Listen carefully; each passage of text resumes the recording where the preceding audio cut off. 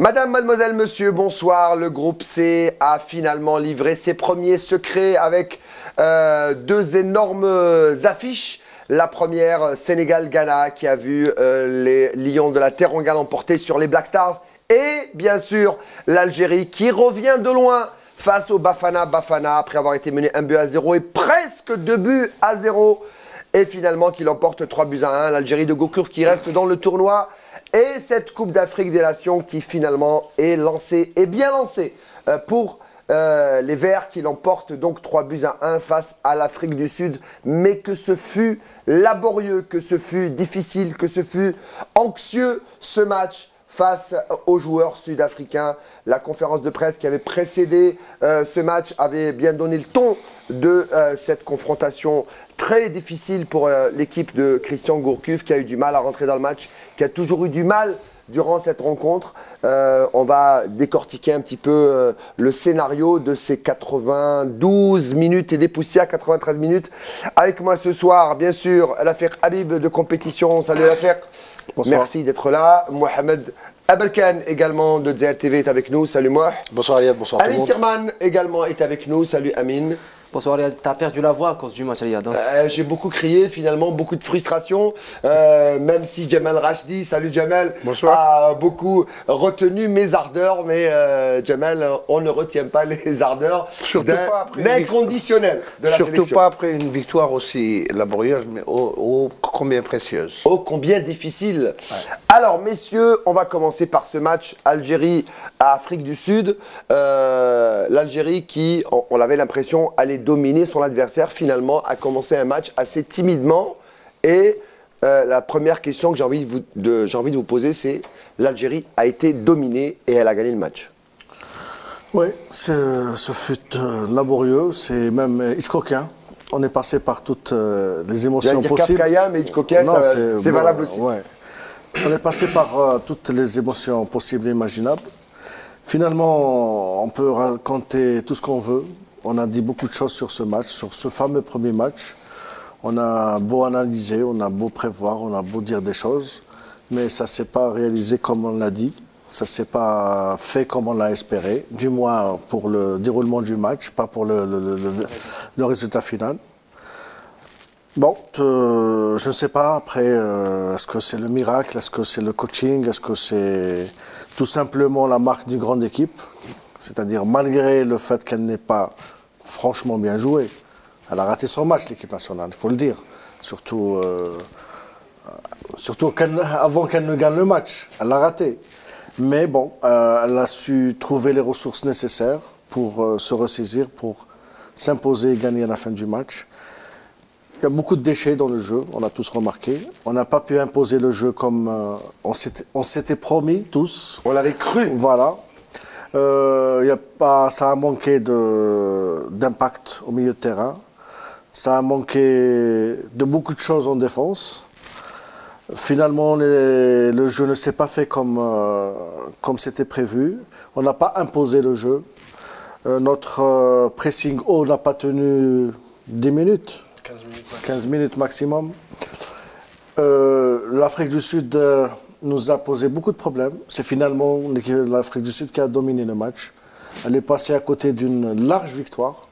Elle a raté 2 ou 3 occasions. Elle a raté un penalty. Le fameux penalty qui a été le tournant du match. Finalement, avec beaucoup de baraka, on a remporté le match et c'est tant mieux. C'est le mot que je cherchais. Je vais aller directement à Jamal Rachdi qui a vécu intensément, comme nous tous, hein, ce match. On pensait qu'on allait dominer, je ne vais pas dire de la tête et des épaules, cette équipe des Bafana, mais on pensait qu'on allait quand même gérer le jeu. Alors, coaching, baraka, chance, comment on a pu retourner la situation? Moi, je pense qu'il y a eu 3 phases dans ce match. La première, c'était une bonne entame, une entame de 15 minutes, où on a vu quand même une équipe algérienne assez cohérente dans son volume de jeu, celle où elle nous a habitués à jouer. Après, un véritable passage à vide qui a duré trop longtemps pour cette équipe. On a vu des joueurs complètement amorphes. Sur le plan physique, ils n'arrivaient pas à avoir ce tonus. Sur le plan tactique, on se marchait sur les pieds, aussi bien au milieu du terrain qu'en défense, qu'en attaque. Rien n'a marché, vraiment rien n'a marché. Et en fin de compte, après le fameux pénalty raté qui a été par l'Afrique du Sud et les différentes occasions nettes que les Sud-Africains ont ratées, ça a été un petit peu le détonateur, le fameux pénalty raté a été un petit peu le détonateur, ça a remis un petit peu l'équipe sur rail. On a toujours dit que l'équipe joue mieux quand elle est dos au mur. Il y a eu une réaction très, très, très positive. On a senti qu'il y avait des ressources mentales. L'équipe a pu égaliser sur un coup de chance aussi, parce que c'est un but marqué contre son camp. Mais le coaching aussi de Gourcuff a été quand même judicieux, puisqu'il a fait rentrer Belfodil en attaque pour aider un petit peu Slimani et faire sortir Mahrez qui n'a pratiquement qu'à été que l'ombre de lui-même. Et aussi, surtout, au milieu du terrain, avec l'entrée de Taider qui a donné un peu plus de stabilité au milieu du terrain. Parce que, encore une fois, le milieu du terrain, les deux récupérateurs qui sont tous les deux gauchers, Bentaleb et Lahsen, se sont encore marchés sur les pieds. Mais ça a été vraiment une véritable cacophonie à ce niveau-là. Je pense que l'entrée de Taider a stabilisé le milieu. Et l'impulsion qu'il a donnée aussi à ses coéquipiers a fait que l'équipe a... Ce qu'il faut retenir, en fait, c'est la victoire. Parce qu'aujourd'hui, l'Algérie est première, 3 points, avec une différence de +2. C'est une bonne entame. Jamais ça fait longtemps, ça fait 25 ans qu'on n'a pas gagné les premiers matchs. Je crois que c'est un petit peu, peut-être la marque d'un futur champion, peut-être. En tous les cas, l'équipe a montré qu'elle avait des ressources mentale et qu'elle a grandi, qu'elle a mûri, qu'elle n'a pas paniqué après avoir été menée par 1-0 et toutes les successions d'occasions qu'a eu l'Afrique du Sud. Voilà, ça, je pense que ça, c'est un point à retenir. Voilà, c'est le plus italien des Mouloudéens qui parle, hein, c'est du catenaccio. Eh ben, on espère que l'Algérie joue comme les Italiens. Voilà, qui commence très mal la compétition et qui finissent en finale. Alors, je vais poser la question à Amin Tirman. On a parlé de ce fameux 4-4-2 de Gourcuff, le 4-4-2 qui n'a pas fonctionné aujourd'hui. Par contre, le coaching de Gourcuff, lui, a fonctionné et il a vraiment fait du changement et pas du tout du poste par poste. Non, de toute façon, il l'a dit, il a fait entrer Belfodil pour soutenir Slimani, pour renforcer son attaque. Mais bon, après, maintenant, il y a eu le coaching, c'est un bon coaching. Chaque fois qu'il y a des buts, après des changements, il faut toujours dire que c'est un bon coaching. Il y a eu Taider qui a stabilisé son milieu de terrain, même si la scène n'était pas aussi catastrophique. Le seul maillon faible, je le disais avant l'émission, ça a toujours été le cas, c'est la défense centrale. Les Sud-Africains, on en a parlé beaucoup hier, c'est des joueurs qui jouent direct, qui jouent dos au but déjà. Et l'équipe, la défense de l'équipe nationale, la seule chose qui m'inquiète vraiment, Riyad, c'est la défense. Parce que on ne sait pas si les remplaçants peuvent. Moi, je milite franchement pour Bougara, par exemple, à la place de Hlich, mais bon, je ne suis pas là pour donner des leçons à Christian Gourcuff, je ne suis pas du tout le mieux placé pour ça. Mais après, moi, je pense qu'il ne faut pas être trop pessimiste. Il a l'expérience, le calme, il sait gérer les situations difficiles. Franchement, la défense avec Hlich est très lente. Maintenant, il ne faut pas se voiler la face. Il faut le dire, on a vu le match d'aujourd'hui. Il a été très très lent. D'ailleurs, il y a eu une barre transversale. On a parlé du pénalty raté. Et il y a eu une barre transversale en première période à la 22e minute sur une erreur de Hlich. Une claquette aussi de Boulhi sur la... De Boulhi. Quand tu parles de Baraka, c'est aussi la Baraka de Boulhi qui a toujours tenu dans tous les matchs d'équipe nationale. Pourquoi? Parce qu'il n'y a pas une bonne défense. Il ne faut pas se voiler la face. C'est le maillon faible de l'équipe nationale. Gauche qui s'est retrouvé du coup à la passe des deux axiaux. C'est Mandi qui avait provoqué le pénalty. Alors qu'on voyait qu'il n'y avait pas de communication, c'est une paire qui ne fonctionne pas depuis longtemps entre Hlich et Medjani. Ça se voit que Hlich était en manque de compétition. Ok, Medjani peut des fois se rendre coupable de quelques erreurs, mais il est très rapide dans le jeu. Mais Hlich, il est compétitif. Voilà, mais Hlich là il revenait. On l'a vu hésitant, on l'a vu très très hésitant. Voilà, c'est une paire qui ne fonctionne pas. Moi aujourd'hui, à l'instant, je me pose une question. Est-ce que c'est l'Algérie qui a remporté ce match ou est-ce que c'est l'Afrique du Sud qui avait perdu son match? Parce que finalement, si on voyait ce match, si on refaisait le match, c'est l'Afrique du Sud qui allait gagner. Vous êtes d'accord avec moi, moi, je ne suis pas d'accord avec toi, moi. Non, franchement, moi, je pense que l'Algérie a gagné un match qui semblait complètement perdu.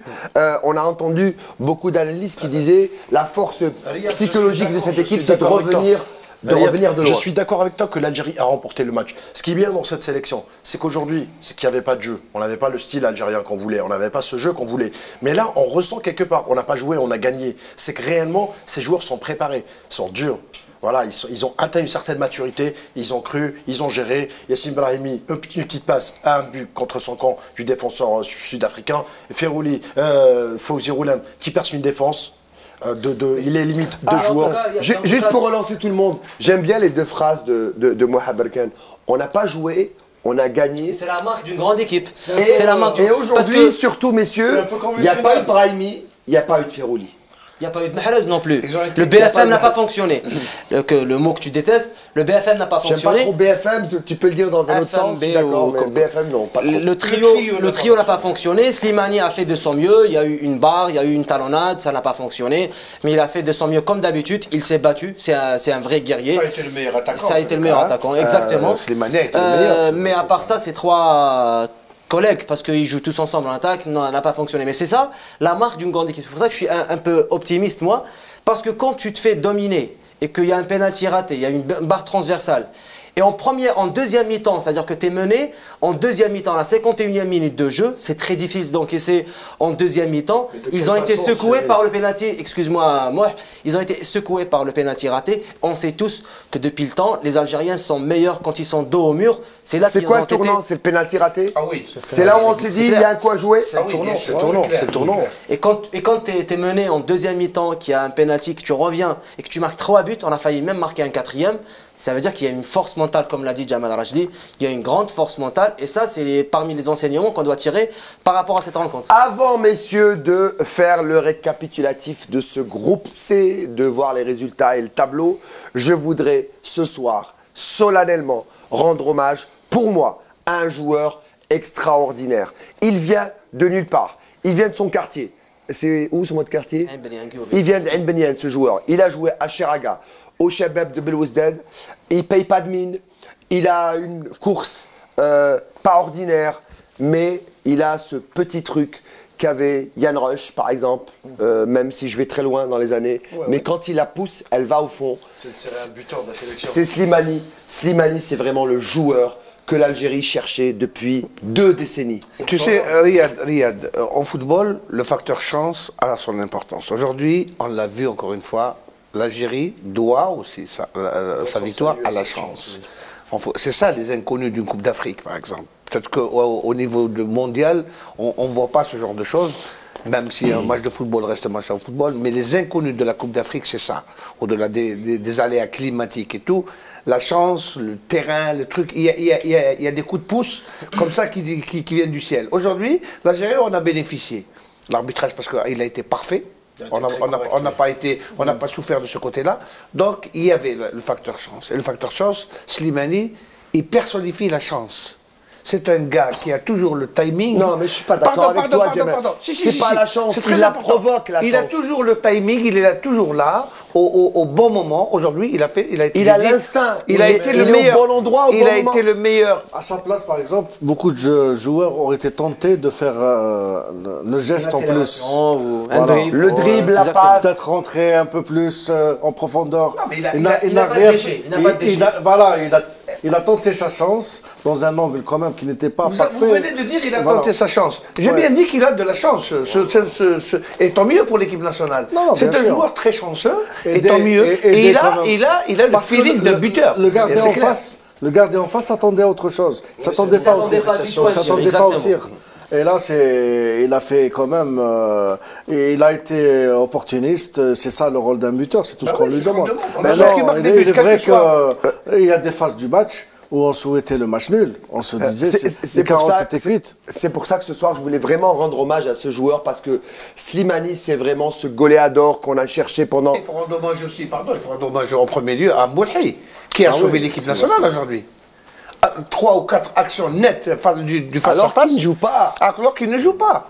Non, Boulhi a encore une fois été pour 90% dans le succès de l'équipe aujourd'hui. Moi, je le dis sans embâche. Messieurs, on va écouter un président de la Fédération algérienne de football qui, lui, n'en croit pas ses yeux. Il est bien évidemment très heureux de ce résultat, l'Algérie qui revient de loin. Avant d'écouter le président de la fédération, Mohamed Rawarawa, on va regarder le résultat, le tableau de ce groupe C que va nous montrer Mehdi Haddad tout de suite avec cette victoire surprise des Lions de la Teranga 2-1 alors que le Ghana menait 1-0. On va en parler dans quelques instants, messieurs. Et l'Algérie qui bat l'Afrique du Sud. Deux scénarios vraiment incroyables, deux équipes qui se font mener et qui reviennent au score. On regarde le classement avec Mehdi Haddad, tout de suite le classement de ce groupe C. L'Algérie qui réussit donc son entame de compétition, première au goal average avec 3 points, le Sénégal deuxième. Ghana 0, Afrique du Sud 0. Ghana 0, on va en parler dans quelques instants. Ça va être compliqué donc pour l'Algérie qui doit affronter une équipe du Ghana qui doit sa survie face à l'Algérie alors que l'Algérie joue sa qualif. Voilà donc pour ce tableau, Algérie 3, Sénégal 3, 0-0 pour Ghana et pour les Bafana. On va écouter le président de la Fédération algérienne de football au micro de Mohamed Boukhamia. Nous avons gagné un match, c'est très bien. En plus, vous savez que depuis la Coupe d'Afrique de 1990 qu'on a gagné à Alger, nous n'avons pas gagné de match. C'était le premier match contre le Nigeria qu'on avait battu à l'époque 5-1 pour le retrouver en finale et le battre difficilement 1-0. Et aujourd'hui, c'est le premier match qu'on gagne dans une compétition aussi importante. C'est un bon début, c'était laborieux, on a une équipe sud-africaine très difficile à manier, on a bien joué les 10 premières minutes, mais ensuite on a sombré dans un jeu qui n'est pas le nôtre, ce qui a permis à l'équipe adverse de reprendre confiance. Et bon, maintenant, c'est le résultat qui compte à ce niveau de la compétition. On joue dans quelques jours contre le Ghana le deuxième match. J'espère qu'on va confirmer et passer après ce deuxième match au second tour, Inch'Allah. Oui, mais c'est ça qui caractérise cette équipe, c'est cette volonté, cette solidarité, ce vouloir. Mais il faut le conjuguer avec les aspects techniques et les aspects de bonne gestion de chacune des rencontres. En plus, bon, on n'a pas été servi par cette pelouse qui est difficile. C'est bien qu'il y ait une pelouse comme ça. Pour une CAN organisée à la dernière minute, la CAF a fait tous les efforts nécessaires pour organiser les deux terrains, notamment ici et Bébéine. Mongomo et Bébéine. En plus, on a joué le deuxième match. Il y avait déjà un match avant. Et un match comme ça esquinte un peu le terrain. Et j'espère que la prochaine fois, comme nous jouons les premiers, que la pelouse sera meilleure et que ça leur permettra de s'exprimer beaucoup mieux. On va essayer de faire mieux en 2017. Inch'Allah. Restons maintenant, on verra plus tard. Le président de la Fédération algérienne de football qui ne boude pas son plaisir dans cette rencontre qui semblait complètement perdue et le coaching du Breton, du Finistère, hein, le plus breton des Algériens qui arrive à faire retourner la machine dans cette rencontre face au Bafana. On va d'ailleurs écouter le sélectionneur national Christian Gourcuff après la rencontre, toujours au micro de Mohamed Boukhamia. Évidemment, on aurait souhaité davantage de maîtrise du match. On est passé par tous les états, donc il y a eu 10 premières minutes vraiment très intéressantes où on a asphyxié cette équipe d'Afrique du Sud. Ensuite, ils ont desserré l'étreinte avec un jeu très direct auquel on s'attendait d'ailleurs, et on n'a pas su donner du rythme dans la remontée du ballon. Donc déjà en première mi-temps, le match avait un petit peu basculé dans le rapport de force, et puis on a fait un début de deuxième mi-temps catastrophique où là je pense que sur le plan physique on accusait le coup avec des fautes défensives, voilà. Et après compte tenu des difficultés qu'on avait au milieu de terrain, sur un terrain aussi qui favorise pas la circulation du ballon, j'ai voulu apporter davantage de poids devant avec la rentrée d'Isaac Belfodil, et je pense que ça a davantage pesé aussi sur la défense sud-africaine, et là le match a... Bon, même si on n'a pas complètement maîtrisé la fin du match, mais bon, on avait pris un réel ascendant. Non, cette équipe a beaucoup de qualité de vitesse en contre, donc un jeu très direct, je l'ai dit, on s'y attendait, ça a été le cas. Sur un terrain comme ça, c'était du gagne-terrain pratiquement, avec des longs ballons, et là On a déjà dans un premier temps pas su ressortir la balle, donc on a reperdu des ballons très près de nos buts, on s'est mis en difficulté, la confiance s'est effritée. Et puis après en deuxième mi-temps, effectivement, il y a eu les 10 premières minutes qui ont été catastrophiques, mais je pense que là c'était vraiment un problème physique. On a eu un coup de mou terrible, voilà, à l'image après du but qu'on concède, où il y a quand même beaucoup de passivité. Donc voilà. Et après on a repris le fil, mais bon, je pense que les conditions de match étaient aussi difficiles. Je dis les conditions, par exemple, les joueurs ont terminé très éprouvés, pas que les nôtres d'ailleurs, parce que l'Afrique du Sud a fini aussi complètement épuisé, un match qui était intense et en plus un terrain qui ne permet pas d'avoir une conservation du ballon qui permette de souffler, parce qu'on n'est pas à l'abri toujours d'une perte de balle, on l'a bien vu. On n'était jamais vraiment sécurisé dans ces phases-là, et où on ne pouvait pas reprendre un peu de lucidité. Donc c'était un match qui a été très intense, très intense. Bonsoir coach. Pensez-vous pas que l'arrêt décisif du gardien Boulhay sur le pénalty, c'était le tournant du match? Ah bah, le pénalty, évidemment, c'est un tournant, parce que à 2-0, bon, c'était pas fini non plus, mais on se serait mis dans les pires difficultés. Mais voilà, c'est effectivement un match, c'est aussi des histoires avec un score, des occasions qui sont pas concrétisées. Mais c'est effectivement, s'ils avaient marqué, ça aurait quand même, je pense, été très compliqué de revenir. Voilà donc le coach national en débrief dans une conférence de presse juste après cette première victoire. Le coaching gagnant du Breton qui a su retourner le match en sa faveur.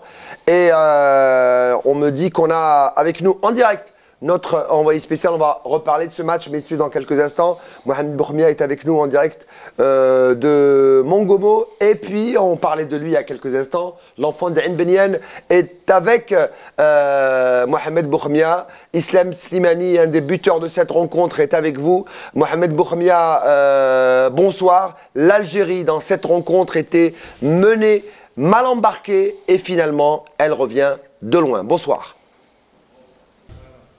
Bonsoir Riyad, bonsoir à toute l'équipe de Yes Weekend. Pour parler justement de ce match avec moi, l'un des buteurs des Verts dans ce match compliqué et un match très difficile, Islam Slimani. Bonsoir Islam Slimani, qu'on retrouve aujourd'hui soulagé après beaucoup de frayeurs qu'on a eu pendant ce match.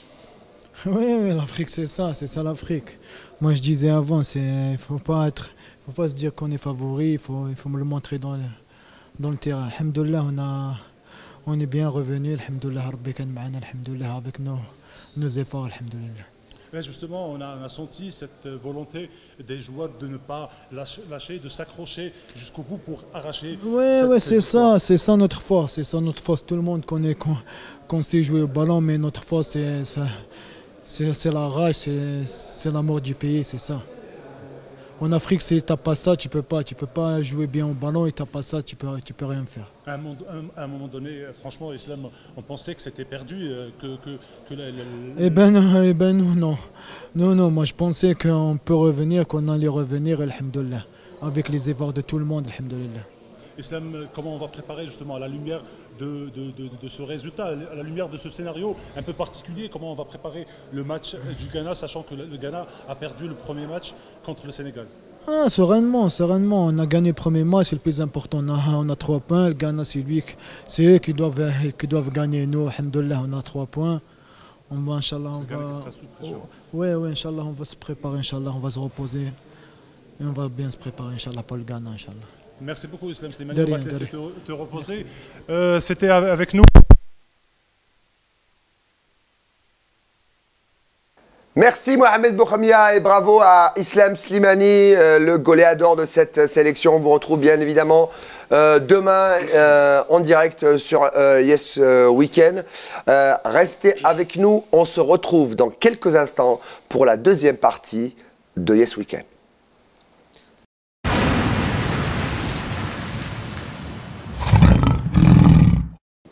Retour sur le plateau de Yes Weekend pour la seconde partie de l'émission, le débrief de cette journée du groupe C avec, bien sûr, vous le savez maintenant, la victoire de l'Algérie face au Bafana, 3-1, et bien sûr la victoire des Lions de la Teranga face au Black Star du Ghana. On va bien sûr débriefer ce groupe C avec les protagonistes de Yes Weekend.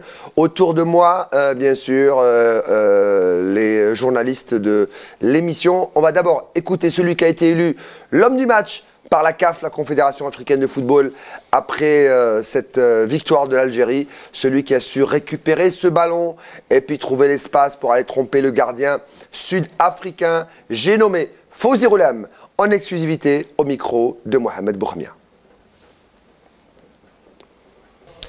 C'est vrai que c'était une partie compliquée. On a été dominé. Après, c'est vrai qu'on n'a pas l'habitude d'être autant acculé dans notre but. Souvent, c'est nous on produit du jeu et sinon on est porté vers l'offensive.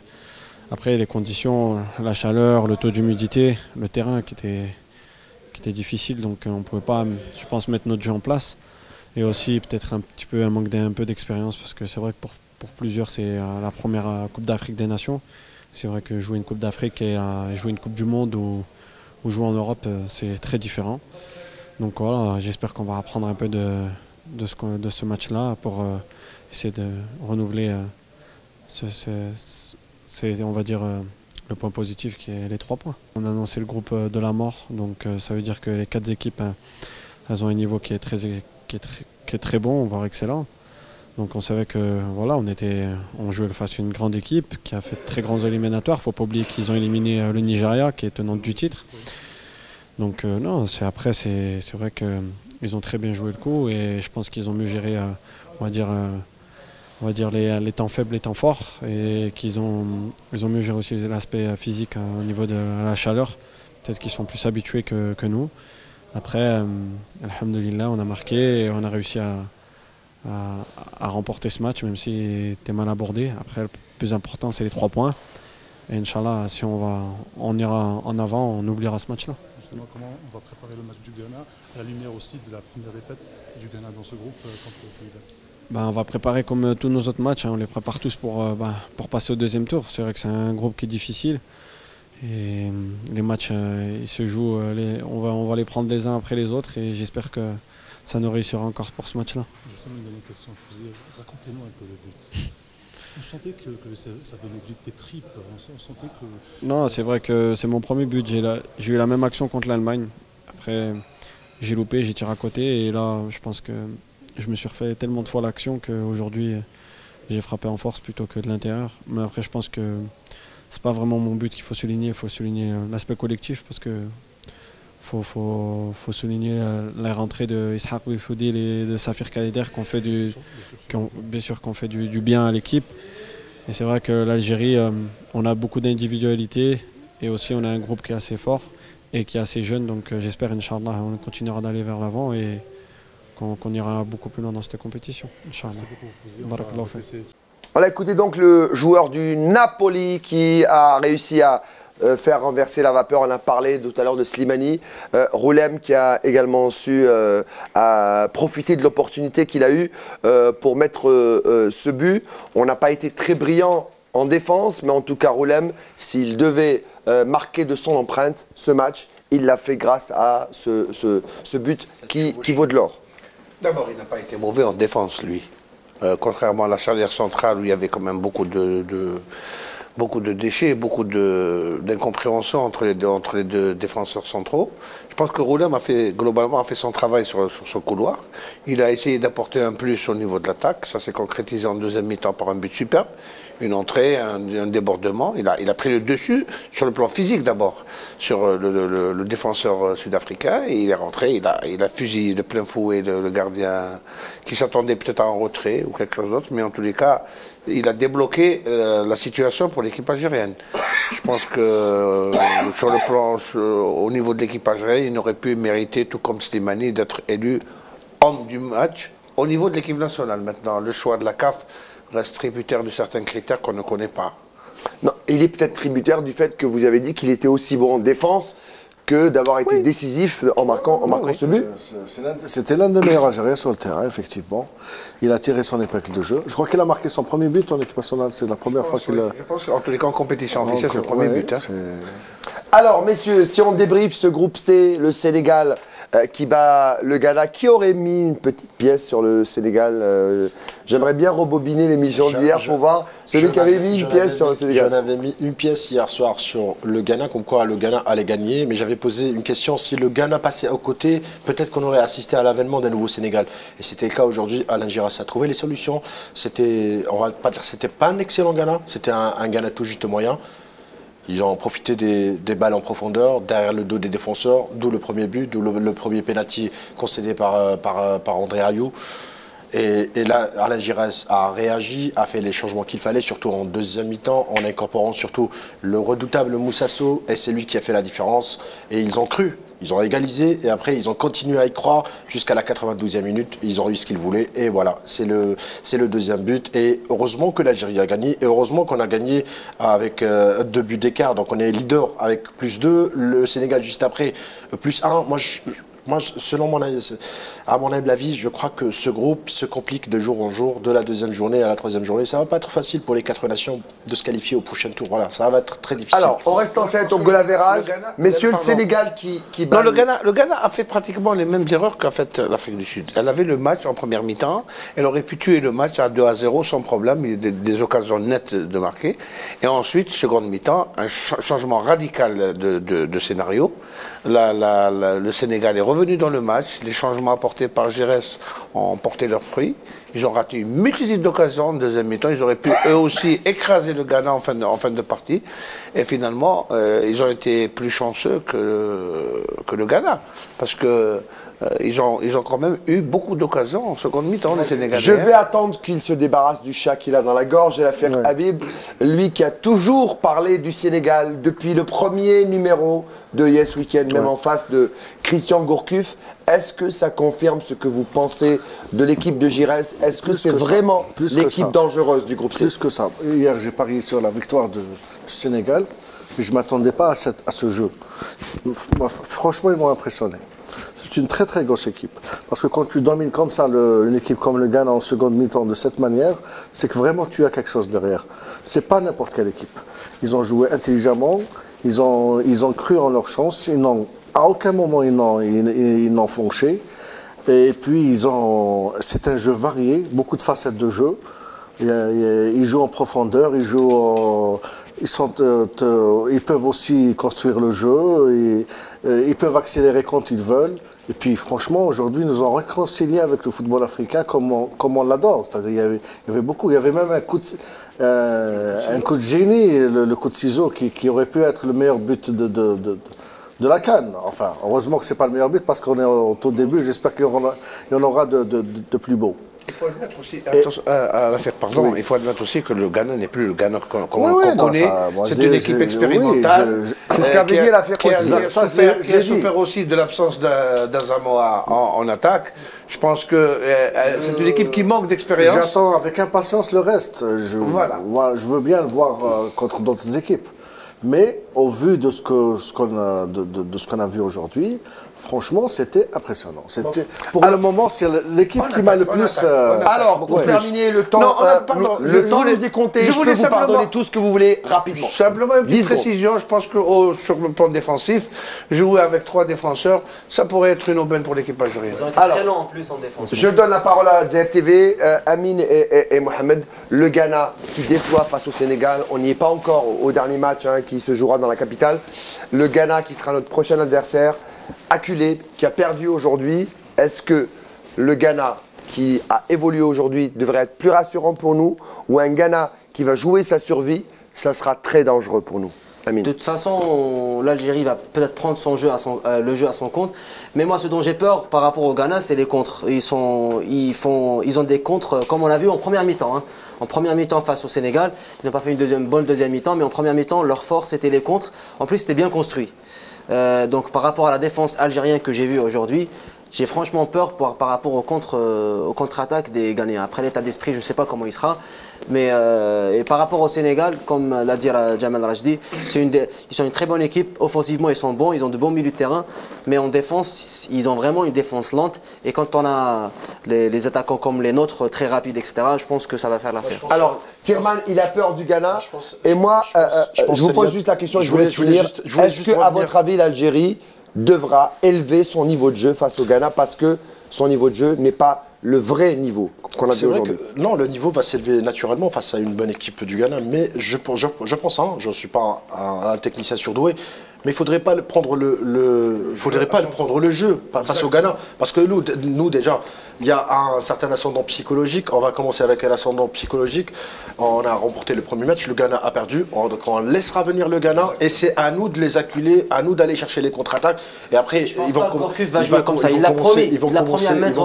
à douter, mais c'est pas facile, Amine. C'est pas facile. Aujourd'hui, les Sud-Africains ont joué des balles aériennes longues derrière les défenseurs. Le kick and rush à la britannique. Voilà, et les défenseurs Ghanéens sont très rapides. Alors, si nous étonnons un petit peu, on s'attendait à ces balles, on savait comment l'Afrique du Sud allait jouer. On connaît leur jeu, mais on n'a rien fait pour les contrer. C'est ça, vous allez voir que Gourcuff va changer complètement son style de jeu lors du deuxième match.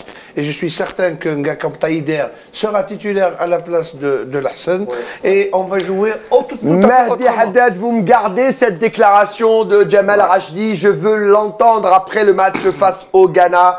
Vous allez voir, Christian Gourcuff va changer sa façon de jouer. Alors, on va passer au groupe D. Pour moi, messieurs, c'est ça le vrai groupe de la mort. Pour moi, la Coupe d'Afrique des Nations va débuter demain avec vraiment des constellations. Les grandes nations de l'Afrique vont s'affronter demain. Tenez-vous bien. D'abord, le Sili national, même si ce n'est pas le plus flamboyant de ce groupe D, l'équipe qui avait humilié l'Algérie, souvenez-vous, avec un certain Nouzaré face à Cavalli, 2-0 au stade du 5 juillet. C'est peut-être pas le même Sili national, mais ça reste une grande nation de football qui affrontera donc la Côte d'Ivoire, arbitrée par l'Algérien Abed Sharef. Voilà l'Algérie qui sera encore demain actrice de la Coupe d'Afrique des Nations. Et bien sûr, l'autre match, Cameroun-Mali. Quel groupe que nous présente tout de suite Sarah Hussein.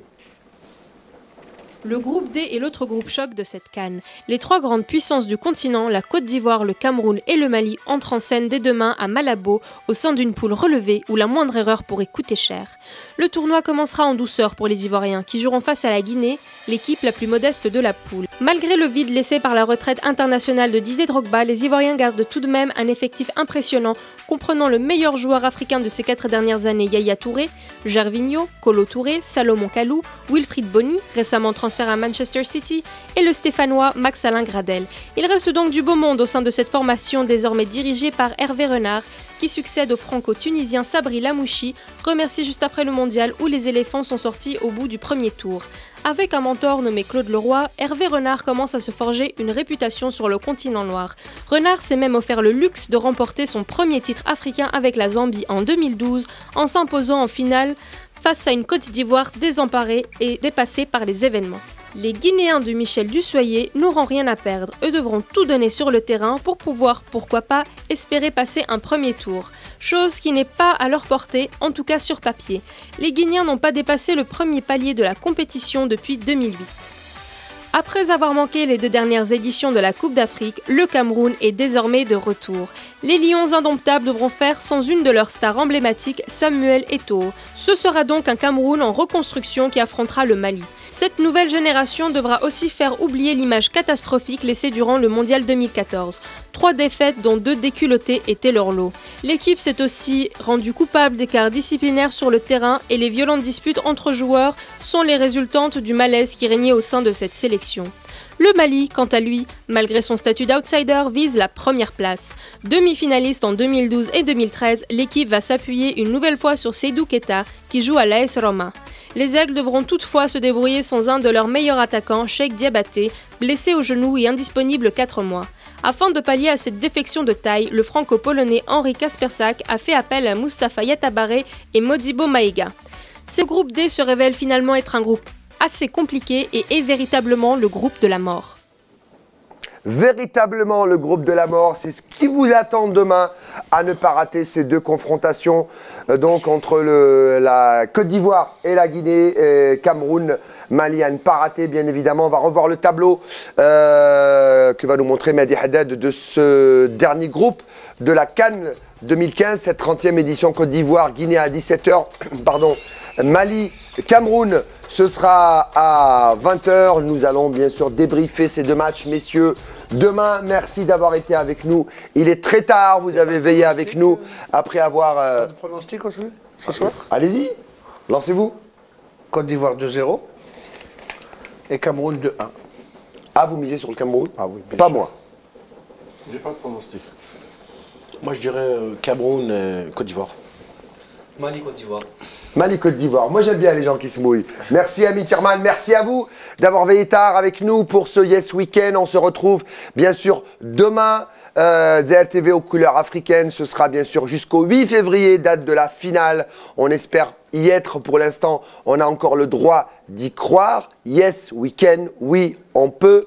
On va finir avec la réaction des supporters après la fin de ce match et cette victoire de l'Algérie 3-1 face au Bafana Bafana. Merci à tous, bonsoir et à demain.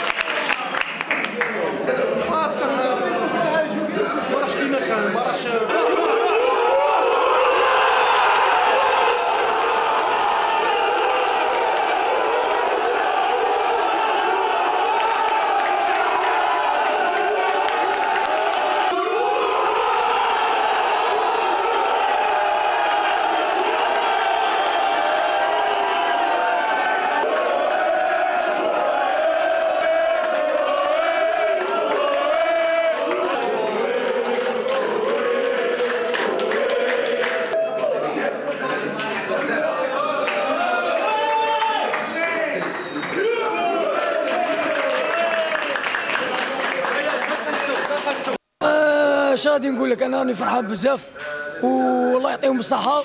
والشونجمون صاحبي هو اللي بدل فاهم بارتيه مع تايدار وبالفضيل. ايوا الحمد لله انا ربحنا 1 2 3 فيفا لالجيري. الحمد لله يا ربي، راني فرحان كيما كاع، رانا فرحانين كاع الجزائريين وكاع العرب.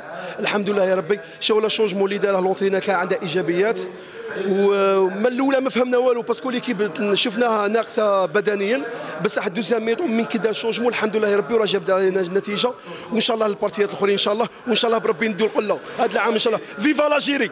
بون ما عندي ما نقول، الحمد لله يا ربي اللي ربحنا، وان شاء الله بربي نفرحوا ثاني توانسه يربحوا كيما لعبوا اليوم، وان شاء الله ربي نربحوا 1 2 3 فيفا لاجيري. عندنا الربحه عقوبه ان شاء الله القله ان شاء الله، وبصح عندنا ان شاء الله كاس خوتنا التوانسه ثاني يربحوا عقوبه ان شاء الله لا فينال ان شاء الله 1 2 3 فيفا لاجيري. تحيه الجزائر والحمد لله يا رب، بارك الله فيهم كيما فرحونا الله يفرحهم ان شاء الله بربي. 1 2 3 فيفا لاجيري. 1